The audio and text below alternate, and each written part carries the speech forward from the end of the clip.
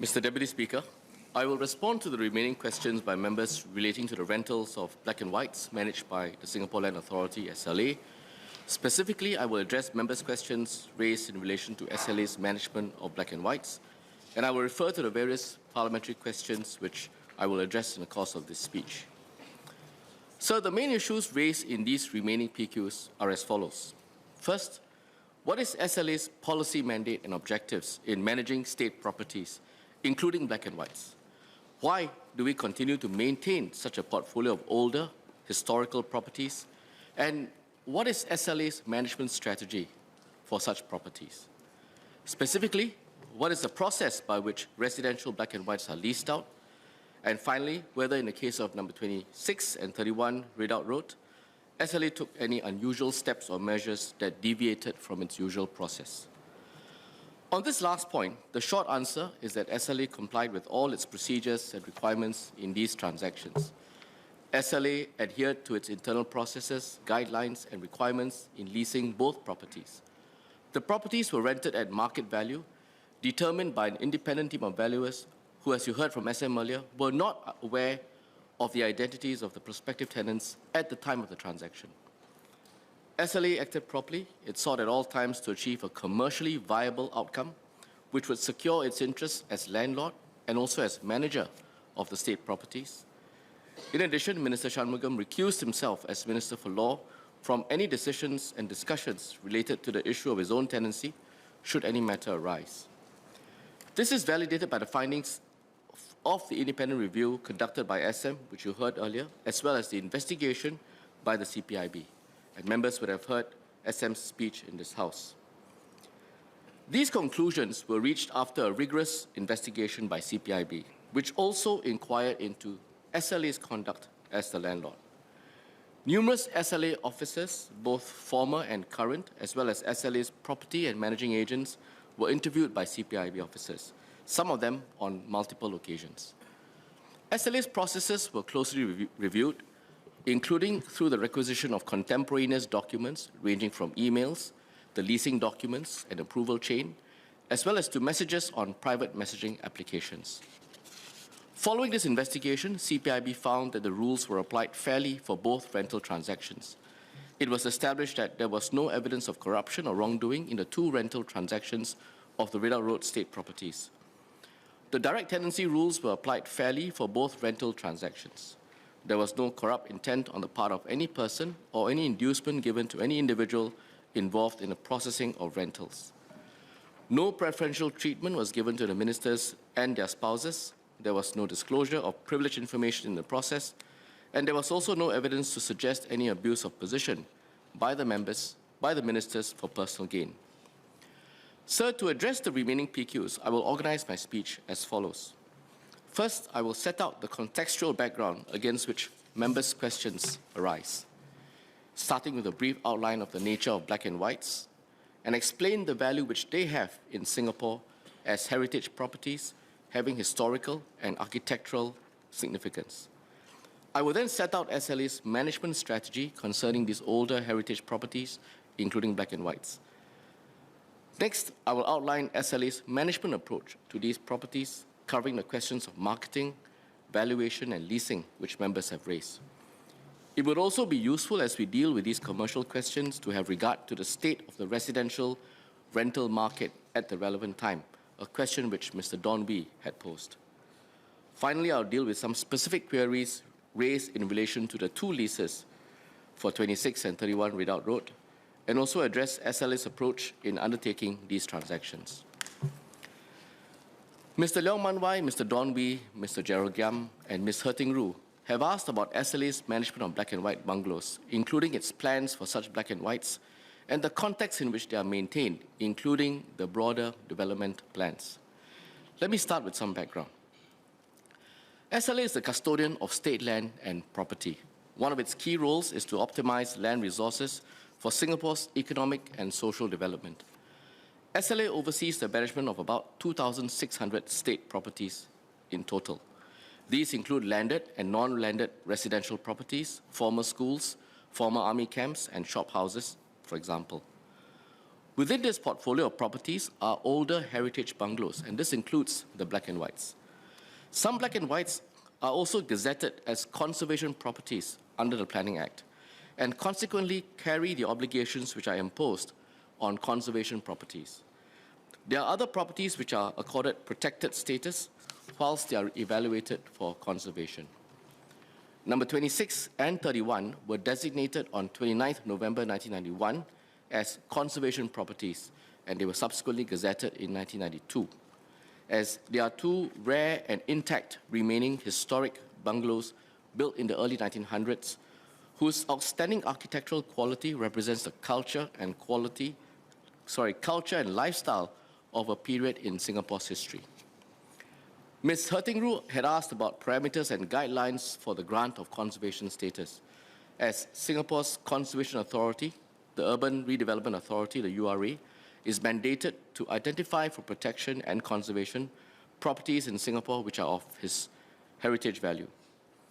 URA conserves various categories of pre-war bungalows, amongst which the black and whites is one category.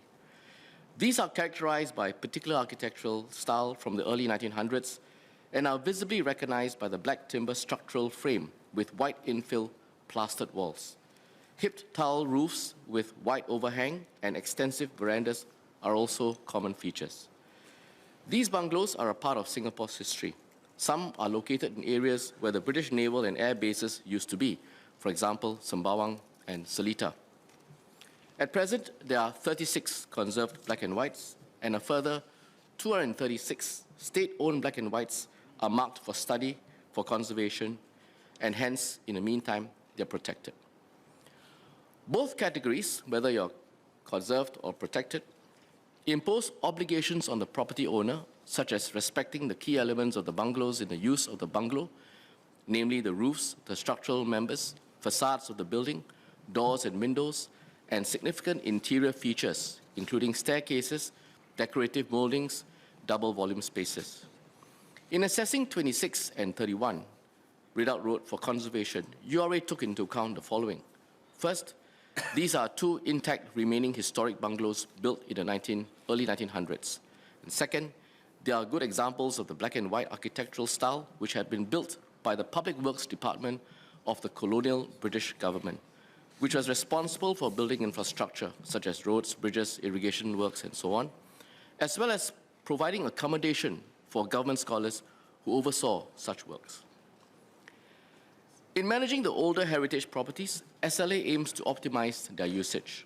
At the same time, however, SLA also has to be responsible and mindful of maintaining these properties to meet their conservation and protection status. These bungalows were built around the early 1900s and so are about or more than 100 years old today, maintained in its original condition. They are located in a wide range of neighborhoods, both in the central as well as in other areas. Some of them are found in dedicated estates for black and whites, for example, Malcolm Road. Others are interspersed with other private residential properties that are non-black and whites, for example, in the Ridout Road estate. The development plans for these properties are ultimately guided by a few factors. We must first have regard to URA's master plan, which takes into account the intrinsic heritage value of the properties, amongst other factors. Specifically, the planning parameters assigned to areas with black and whites are important considerations. The planning parameters determine how such land can be used and for what purpose. For example, whether it can sustain high-intensity development, such as high-rise buildings, commercial developments, and so on. Or alternatively, whether it is zoned only for low-intensity landed properties only. Where possible, we will also consider if these properties can be modified for other uses or integrated as part of new developments with a view to rejuvenating and revitalizing the area. This allows for modernization of the estate while preserving the property's core heritage value. In addition, we also take into account that these properties, which are dated to begin with, will require more maintenance and upkeep, and this will cost more. Second, these lands are part of our reserves. Singapore's overall portfolio of state assets comprise financial and physical assets. Our physical assets include state lands. the state should be able to keep land parcels as a block where appropriate, and this will give URA sufficient planning latitude. So these are the considered decisions that takes into account a balance of factors, including, as I said, the URA master plan. Specifically, for a heritage bungalow, there is the building itself. It has heritage and historical value. There's also the land on which the building sits and the areas adjacent to the building. How this land is utilized is also considered in the context of the URA master plan, which sets out a suite of planning parameters to guide our land use to meet our nation's needs. In addition to preserving land, which is part of our reserves, we also manage the land use to cater to Singapore's land needs in areas such as housing, education, and commercial uses. Accordingly, over time, SLA has carefully broadened the usage and deployment of these properties to meet the evolving needs of Singapore. A judicious balance is necessary, particularly between protecting heritage properties in Singapore and redeveloping them altogether. Hence, while we continue to retain some of the heritage bungalows for their original residential use on the rental market, some others have been demolished as a cluster to make way for newer developments. Others have been repurposed for different uses, such as commercial and retail, or, for example, F&B. With these parameters in mind, the government has sought to repurpose our heritage bungalows for various alternative uses, and I thought it would be illustrative for me to cite some examples in this House for members to appreciate. At the Gallop extension to the Singapore Botanic Gardens, the bungalow at 5 Gallop Road has been repurposed as a forest discovery centre. This is a public space and serves as a picturesque backdrop to popular picnic grounds for the public. I'm sure some or more members have visited the centre. A standalone black and white at Basun Pa Road, which used to house the executive of a rubber estate, is under study to be conserved and integrated within a new HDB residential area. This was reported in the media in August 2022. Rochester Park and Nepal Park were developed by the British in the early 1950s to house officers and their families. The area was given conservation status in 2010. 12 conserved bungalows at Rochester Park have been put to new users at Rochester Commons, a new integrated campus-style development in One North by Capital Land. And on this occasion, SLA also works and partners with a private sector partner to develop the space and to place-make Rochester Commons. Standing on a 2.4-hectare site, the mixed development will have an office tower, hotel, as well as 12 conserved bungalows which are retained in its form, the bungalows itself, with F&B and office uses. Such properties are not only being used, such meaning heritage properties, are not only being used for purely commercial purposes.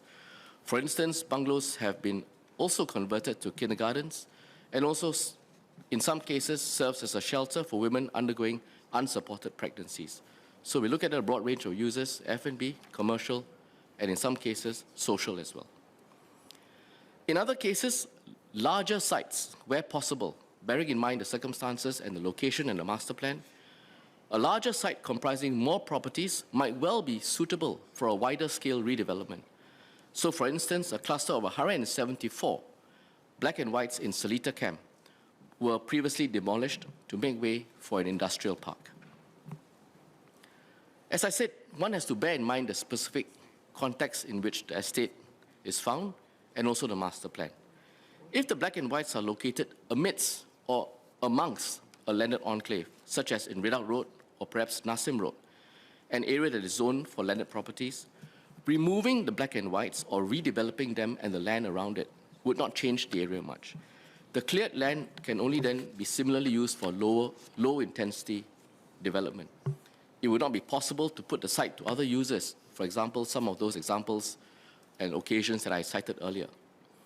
Accordingly to Mr. Gerald Giams and to Ms. Herting-Ru's questions about the government's development plans for black and whites, these plans are driven by master planning considerations, taking into account specific circumstances of each set of properties, where they're located, but also bearing in mind the intrinsic heritage value and the possible uses that might be made of not just the building, but of the location and the site. One also has to be sensitive to the surrounding vicinity. As I mentioned, you can't intersperse commercial activities amidst low-intensity development spots. And within that entire framework, SLA seeks to optimize social outcomes and occupancy, and ultimately to generate revenue where possible. These plans also seek to strike a balance between the preservation of heritage and the need to reallocate land for other uses. Another related question raised is why not break down a large plot of land and sell it in smaller parcels? Singapore's approach to land sales is primarily based on planning and development needs, and not mainly to maximize land sales proceeds. This is a considered decision that takes into account various factors.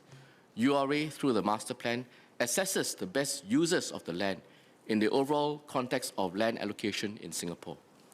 The planning considerations I've spent some time outlining are also relevant, and it is not always tenable to break up land into smaller parcels situated side by side, but then each having a different land use. It would not place make, and it may in some cases conflict. The users may conflict with one another. In addition, the state should be able to keep land parcels as a block where appropriate as part of its land bank. And as I mentioned, this gives URA maximum planning latitude when it comes to future master plans. Mr. Leong Man Wai and Mr. Leon Pereira asked about the maintenance of black and whites. As I mentioned above, a portfolio of such black and whites are kept as residential housing. They are leased out, they're not sold on a rental basis. They are also subject to conservation and protection requirements. I would add that particularly for conserved black and whites and those which are protected whilst being studied for conservation, SLA invests a significant amount in upkeeping and maintaining the properties. A key reason for the cost is the nature of the conservation requirements for such properties. They are much older than the average property in Singapore and require a lot more care by way of renovation and maintenance. This is consistent with other similar conserved buildings in Singapore, which have to comply with the relevant guidelines imposed on them as a result of either their conservation or their protected status. The requirements to maintain a conservation property apply to many aspects of the property and are very specific. For example, the guidelines will spell out the restoration requirements for the conserved building and the alteration works that can be considered, and the interfacing zone between the conserved building and the new additions, if any, around the area. The restoration guidelines will specify details such as the design, location, and material that can be used for all key elements such as the roofs, building facades, the outhouse, floors, staircases, internal finishes, building colors, and even in the context of air conditioning and exhaust fans. Renovation and refurbishment of a conserved residential property put up for rent is thus not just to ensure that it is in a tenable condition, but also to comply with the relevant guidelines which protect the heritage value of the property. When renovating a conserved or protected building, there is significant prescription on how the works and renovations are to be done. Features such as the beams and roof of the property must remain unaffected to the extent that they reflect the architectural value of the property, which was the reason it was identified for conservation in the first place. Besides the renovations required under conservation obligations, the interior and facilities of most black and whites also require upgrading. Many black and whites are more than 100 years old, and they are not like modern detached houses. Most black and whites lack modern amenities, which we often take for granted, and require significant effort to retrofit. For example, some may lack air conditioning, water heaters, or even cooking hobs. Members have seen pictures of some black and whites over the last couple of weeks in the press, and you will see that the condition of these properties prior to tenancy, especially if they have been vacant for a prolonged period, is fairly obvious from the pictures. Therefore, quite often, incoming tenants have to undertake capital expenditure to upgrade the unit to raise it to modern standards. But the conservation requirements that I just outlined often impose constraints on how far a tenant can retrofit the properties in question. Also, unlike owners of a property, tenants can only enjoy the benefits of retrofitting for the duration of the tenancy. It is a standard term in such leases that when the tenancy lapses, the property and everything that is upgraded by the tenant at his cost will be returned to SLA if SLA wishes to keep the upgrade. This clause also appears in the tenancies of both 26 and 31 Ridout Road. In such cases, there is therefore a need to find a tenant that is prepared to invest capital to upgrade the unit to meet modern-day amenities, except that the benefits of these investments can only be enjoyed for the duration of the tenancy and take on the risk of a higher rental price to renew or not renewing and writing off the costs of the capital expenditure altogether. This limits the pool of prospective tenants for black and whites. Most tenants would prefer a ready-to-move-in property, which they can furnish and almost immediately occupy, and not have to fork out capital expenditure. To address this challenge, SLA has been adjusting the structure of tenancies to provide more flexibility. I'll give members some example. In suitable cases where tenants are prepared to commit larger sums of capital expenditure to enhance the properties, SLA has been prepared to grant tenancies of 5 plus 4 years. So 5 plus 4 instead of the 3 plus 3 plus 3, so that there's a longer lead time in the initial tenancy period to recover the amortized cost of the capex. This ties in with the larger goal of maximizing occupancy whilst ensuring that tenants are able to keep up and maintain the properties, and where possible, also enhance and add to the property through the tenant's capital expenditure. In addition, SLA is also studying the feasibility of extending even longer leasehold periods, for example, 30 or 60 years, in an estate en bloc, so that a private developer can come in as the master leaseholder and rejuvenate the entire estate and then be able to upkeep the properties in the meantime, as well as reap the benefits over a longer lease period. These are various measures which SLA is taking, amongst others, to manage the category of bungalows that are within its management portfolio to maximize opportunities for the state to benefit from these properties. Mr. Donry had asked about the rental state of state-owned heritage properties benchmarked against the private residential market. Sir, the valuation of residential black and white properties for rental is dependent on various factors. First, the gross floor area, or GFA, is a guiding component in determining the rent. GFA represents the available live-in space for the tenant. As between GFA and land area, the former usually has a larger impact on the marketability of the property. Other factors, such as condition of the property and location, are also relevant.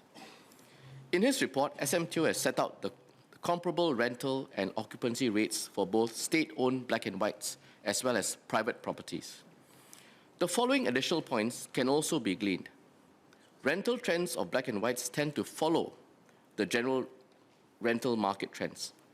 For the relevant period, 2017 through to 2019, market conditions were weak and generally on a downward trajectory. This is evident from URA's rental index for landed properties, which showed a consistent softening of the rental market from 2015 to 2020. Mr. Deputy Speaker, with your permission, may I ask the clerks to distribute a handout which shows the URA rental index for landed properties? Yes, please. Thank you, sir. Members can also access the handout through the app on their mobile devices.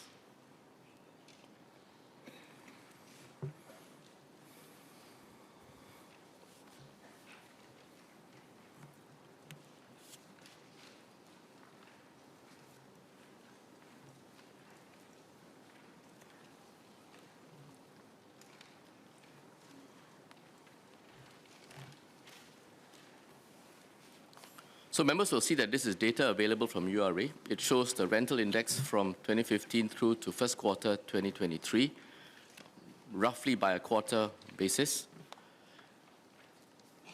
The demand for leasing generally, and black and whites specifically, was much lower at that time in the period 2017 to 2019 compared to today. The occupancy rate of state properties have generally moved in tandem with market conditions. Rents of private detached homes and black and whites typically trended in the same direction from 2012 to 2019, though the former plunged more severely from 2020 to third quarter 2022 and recovered more aggressively from late 2022 to 2023. This trend also has a direct correlation to the occupancy rates at the Ridout properties. In January 2018, the occupancy at Ridout Estate was 71%. This increased to 100% occupancy in January 2022 and has stayed at 100% since that time. In 2019, 4 tenants out of 14 black and whites in the vicinity requested to pre-terminate their tenancies. Since 2020, no tenant has requested a pre-termination. When the rents of land area of private detached homes in good class bungalows or GCB areas is compared against black and whites, there is also a significant divergence. The average land rent per square foot per month for private detached homes in GCB areas is between 3 to 5 times higher compared to the comparable rent for land area for black and whites. One reason for this is, of course, the average land area for black and whites are usually larger than private detached homes in GCB areas. So with that background, let me turn to the various questions raised on SLA's management of black and whites. Various members of this House, including Mr. Louis Chua, Mr. Murali Pillay, Mr. Donby, Ms. Hazel Phua, Mr. Leon Pereira, have asked about aspects of the process by which SLA manages such leases. Mr. Sito Ipin also asked about SLA's standard tenancy operating procedures. Let me deal with those. So, SLA manages land resources for Singapore's economic and social development. Therefore, SLA supports social users even whilst it seeks to maximize occupancy of black and whites. Managing black and whites, like any portfolio of real estate assets, requires an appreciation of market conditions and its dynamics, and being adaptable to the demands of the market. In respect of its portfolio of black and whites, some properties are managed directly by SLA, and others are managed by managing agents. SLA diversifies the management of its portfolio to include private sector managing agents, as they are professional organizations experienced in managing properties in the public and private markets. In addition to their expertise, they have their own networks and portals through which they can market the properties that they are managing. This allows SLA to access a wider market. SLA works closely with its MEs, who are incentivized by the terms of the arrangement to maximize occupancy and drive rentals, as well as to reduce costs. The MEs are given a broad discretion to manage the properties, consulting SLA from time to time as may be necessary, depending on the particular circumstances of each case. It is not uncommon for SLA to become involved in handling the management of a property under the ME's purview. For example, when there are requests which go beyond the scope of an ME's mandate. For example, when the scope of works to be done exceeds the usual works that would be done by the MA, or where discussions arise on issues that the MA does not typically handle, such as privacy, security, and other issues. This is when the MA, which serves as the agent, goes back to the principal, in this case SLA, for directions. When marketing a property, the aim is to maximize occupancy, which the MAs are incentivized to do under the terms of their agreement with SLA. As with all forms of marketing and advertising, it is necessary to adapt the strategy to match prevailing market conditions. The general market practice in the real estate industry is that when market conditions are good and demand exceeds supply, almost all vacant properties will be posted on public platforms. In the case of state properties, this will be the State Property Information Online Portal, or referred to in its abbreviation as SPIO. This is because in a buoyant market with strong interest, take-up will be likely. When property market conditions are poor, however, and supply exceeds demand, or if occupancy in certain estates is low, SLA and its MAs would avoid listing all vacant properties online. Listing all properties would result in them visibly competing for the limited demand. This runs the risk of driving the price down, depressing outcomes for the landlord. In respect of property marketing, today, all residential state properties available for rent are listed on SPIO. They are listed for at least 14 days. This practice was implemented following a review in August 2022, taking into account prevailing market conditions at that time. At the material time in 2018-2019, there was no requirement to list all the properties on SPIO. SLA and its MA had the discretion on whether to list the properties they manage on SPIO. For completeness and context, let me explain SLA's policy and thinking on whether to list its properties on SPIO, driven by the prevailing market conditions. In 2007, experiencing high demand, SLA required open bidding, which in turn necessitated all residential properties managed by its MAs to be put on the SPIO. Later, the market softened. The success rates of residential state properties allocated through open bidding dropped. SLA then adjusted its policy to allow direct letting for specified estates, particularly those with less than 80% occupancy. SLA's MAs had the discretion to decide how to market the properties which were under that portfolio to maximize outcomes. In August 2022, as the market revived and picked up, SLA reverted to requiring all properties to be listed on SPIO. I should add that these are operational concerns decided by SLA.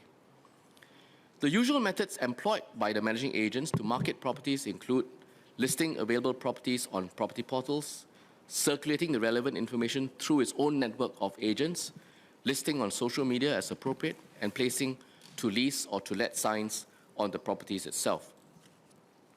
The Ridout Road estate was managed by two professional MAs at the relevant time.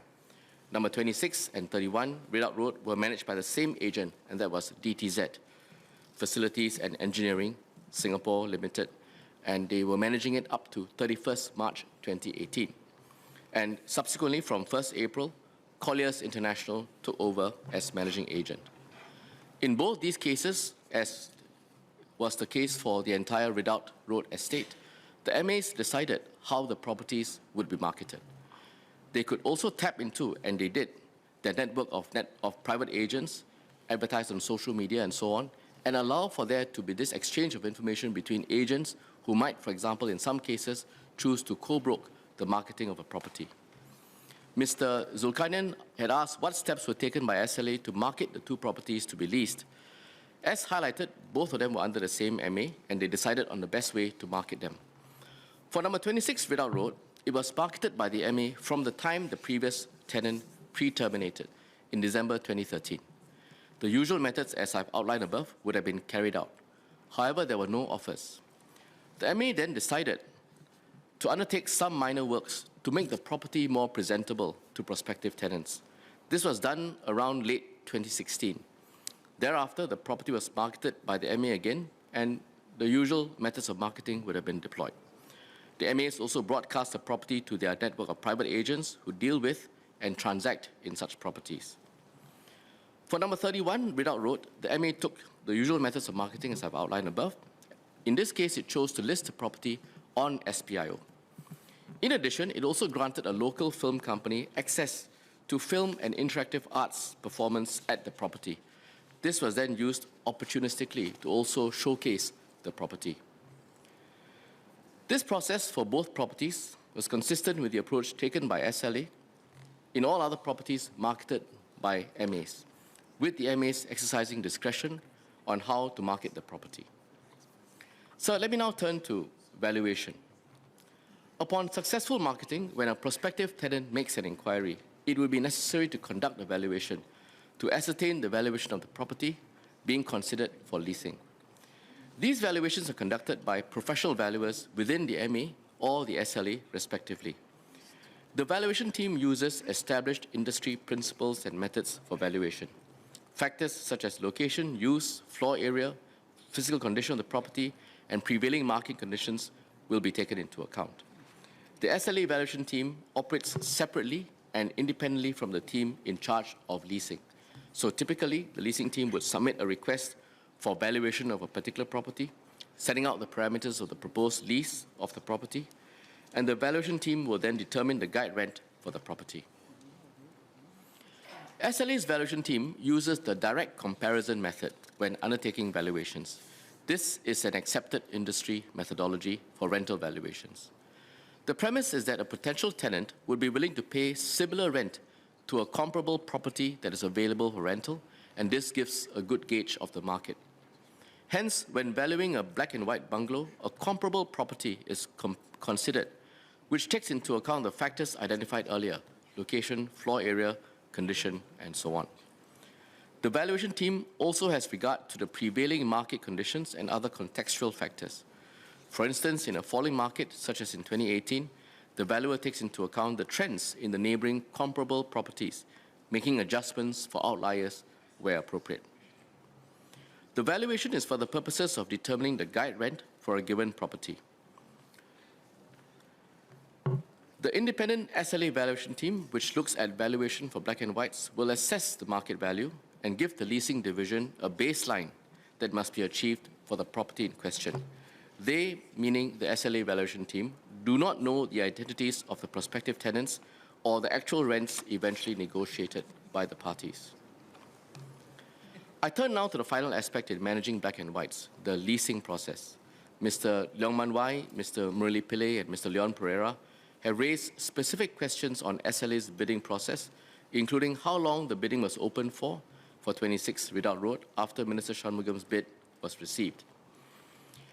In general, there are two modalities for leasing of all residential state properties, and that includes black and whites. The first is open bidding, the other is direct letting. In this case, both 26 and 31 were allocated on the basis of direct letting. Let me explain these two modalities. Today, under an open bidding application, the property will be listed on SPIO for at least 14 days. This is called the notice period. Thereafter, there is a 5-day bidding window. During the notice period, either SLA or the MA, depending on which property is being asked about, whether it's under their portfolio or otherwise, will then organize open houses for the property in question. Once the bidding window closes, the tenancy is offered to the highest bidder. This is subject to the bid meeting the guide rent and satisfying other due diligence checks on the bidder. The guide rent is not revealed to the bidders or their agents in this process. On Mr. Louis Chua's question as to the publication of tender awards on SLA's website, the highest bid rent in tender and tender results are published on SPIO for 6 months. Ms. Hazel Phua asked about the reason for this 6-month period. The short answer is that after 6 months, valuations will be outdated as the market might have shifted and the information is less market relevant. Therefore, it is no longer listed on SPIO after 6 months. The second modality is direct letting. Under direct letting, the MA or SLA receives the bid offers directly. Their offers can be accepted if the bids meet or exceed the prevailing guidelines. These offers are not published.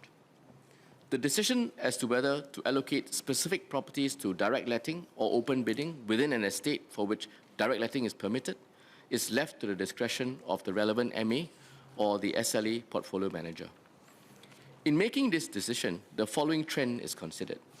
Estates identified for direct letting are generally one of two categories: those with low occupancy rates, or which otherwise have been assessed to benefit from direct letting due to their specific circumstances. One example will be where, in an estate where many units have become available at the same time together, such that there is bidding fatigue from the earlier batches of estates that were released. Ms. Hazel Phua asked if SLA was aware of the identity behind the bid for the leasing of number 26 Ridout Road. The answer is yes. SLA has to know the identity of the prospective tenant in order to process and assess the bid. But the SLA Evaluation Department and the SLA Valuer who assessed the guide rent on number 26 Ridout Road did not know that the prospective tenant was Minister Shanmugam. As CPIB has established, the Valuer did not even know that Minister Shanmugam and SLA had settled on a rent of 26,500 per month.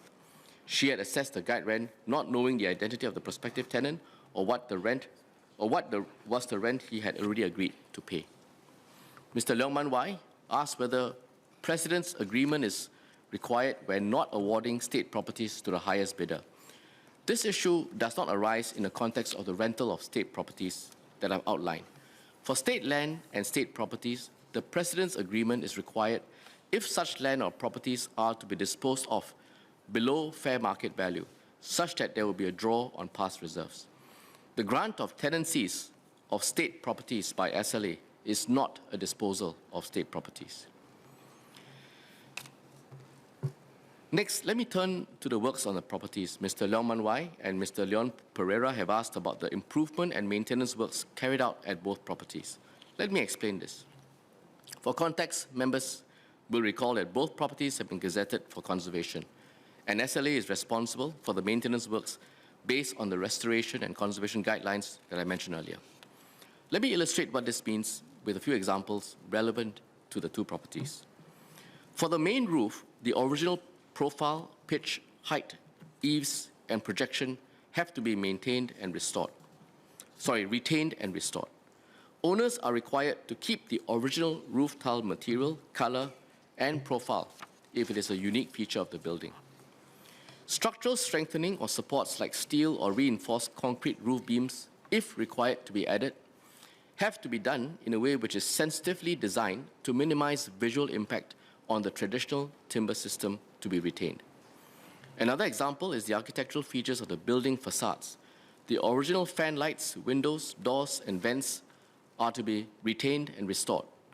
Internally, owners may be required to keep such original finishes of the internal ceiling, wall, and floor that give a distinctive character to the building. Thus, all works have to be done in a manner which preserves the architectural style and features of the black and white bungalows as defined by URA. And all of this has a significant impact on the cost of the repairs.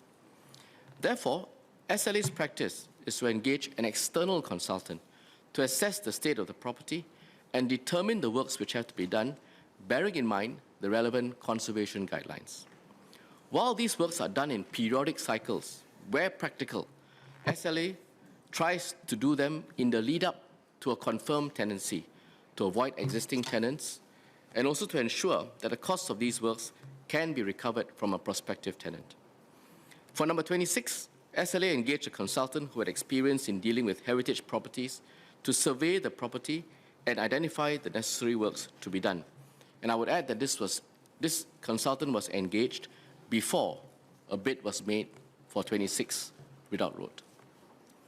The works identified by the external consultant were in the nature of structural items such as timber beams, rafters, and columns, and other heritage features. Together, this aspect, as assessed by the external consultant, cost about $375,000 out of the total amount of $515,400 incurred by number 26 Ridout Road. A similar building management inspection was also undertaken by an external consultant for number 31 Ridout Road, and the works to be done were identified and proposed by the consultant. This included extensive works to the roof, which was assessed to be in a bad state, as well as for other heritage features. For number 31, these works, as recommended by the consultant, cost around $452,000 out of the total of $570,500 spent on number 31. In addition, SLA also did the usual sprucing up works prior to the commencement of a tenancy. These are the usual works done shortly before the property is handed over to a new tenant to ensure that the property is habitable. For number 26, the works included painting, pest control, and the removal of mold. All of this cost around $140,000. For number 31, the works included general repairs to the staircase, the perimeter of the house, fixing windows, painting, and pest control, and in this case also snake combing. The total cost of these sprucing up works for number 31 cost around $118,000. The works done by SLA were in keeping with SLA's general practices, as I described earlier in my speech. On the clearance of the additional land for 26 Ridout Road, as I mentioned, the costs were fully recovered from the tenant by amortizing it through the rental collected over the period of tenancy. Turning to the works done by the tenants themselves, Minister Shanmugam offered to and did invest in substantial improvement works to the property. This included a new air conditioning system, building a new car park shelter, constructing a swimming pool, installing garden lights, and upgrading the toilets, as well as adding trees and other planting. Minister Shanmugam spent in excess of $400,000 on these improvement works. All improvement works undertaken by the tenant become the property of the landlord and revert to state ownership when the property is returned to SLA. This, as I mentioned earlier, is an established practice for all tenancies requiring capital expenditure. These works are in the nature of capital expenditure, and they seek to enhance the value of the properties. Dr. Balakrishnan similarly undertook improvement works with a cost of around $200,000 including installing air conditioning, upgrading the toilets, building a pavilion as an extension of the property's garage. Many trees were also planted. URA approved the retention of the pavilion as it did not affect the facade of the conserved building. Next, Ms. Hazel Phua and Mr. Leon Pereira have asked about the trees within the two properties that were felled. Both properties are located within the tree conservation area. Any tree within a tree conservation area with more than a 1 meter girth would require NParks approval to be felled. Prior to the tenancy of number 26 Ridout Road, trees of less than 1 meter girth were removed by SLA as part of the clearing of the additional land. NParks' approval were not required for these trees. After the tenancy commenced, the tenant periodically raised concerns about the structural and health conditions of the older trees, including in one instance after a neighbor expressed concerns about safety. There were legitimate concerns that some trees, such as decayed trees and those with poor vigor or structural defects, would pose safety issues. This, in fact, was the specific issue that Minister Shanmugam was concerned about, and which explained why he was not keen to have the additional vegetated land fenced into his tenancy. The legal obligations arising from any mishaps or failure to maintain the land properly within the tenancy boundary falls on the tenant. On each occasion, before any decision about the tree, any of the trees felled was made, an arborist was brought in for tree inspection. For the trees that were removed, the reports found evidence of various problems that posed safety concerns, such as wound decay on main trunks and on buttress roots. 19 trees of girth size more than 1 meter were removed on various occasions since the tenancy commenced about 4.5 years ago, each time upon feedback that the trees may pose safety issues. For 18 of the 19 trees, there were independent arborist reports. These reports set out the condition of the tree in detail and found either decayed buttress roots, structural defects, termite infestations, poor structural form and vigor, or severe leaning resulting in high potential for failure. The reports were the basis upon which approval was then sought and obtained from NParks for every one of these 19 trees. NParks also conducted site visits to inspect the trees in person where necessary, and it was only thereafter that the trees were removed. The one tree which did not require an arborist report had been felled in bad weather. NParks approval was obtained to fell or remove the rest of the tree that had already fallen. The MA has also replaced 17 trees in the property over the last 5 years, and the tenant has also replanted trees in the property in addition to those replaced by the MA at his cost. Number 31 Ridout Road was also in the tree conservation area. Likewise, felling of any trees with more than a 1 meter girth needs NParks approval. Approval was granted by NParks to remove 24 such trees after an independent arborist assessment showed that these trees were at risk of failure and posed safety concerns. Likewise, the trees were felled after NParks gave the approval, and this was done prior to the start of the tenancy. So as I wrap up, I would like to address members Mr. Sito Ipin and Ms. Hazel Phua's questions about whether SLA had deviated from its usual processes in the rental of the two properties. Mr. Murali Pillai also asked if the process was fair, transparent, and competitive.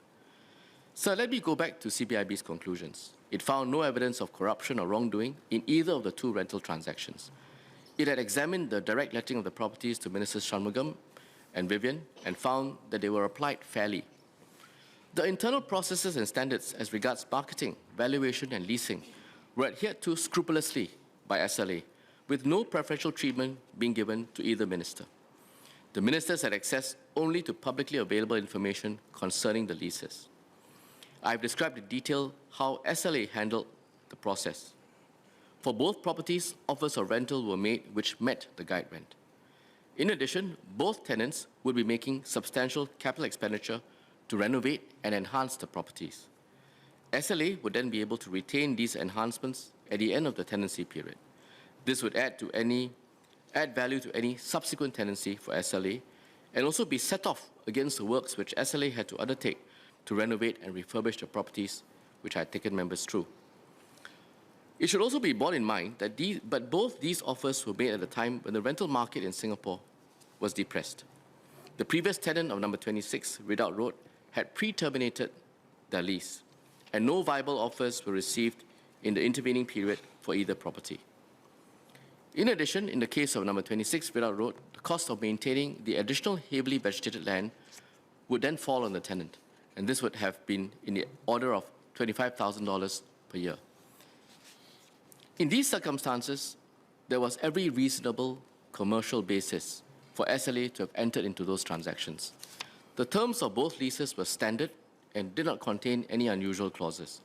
They were entirely at arm's length and did not deviate from usual processes.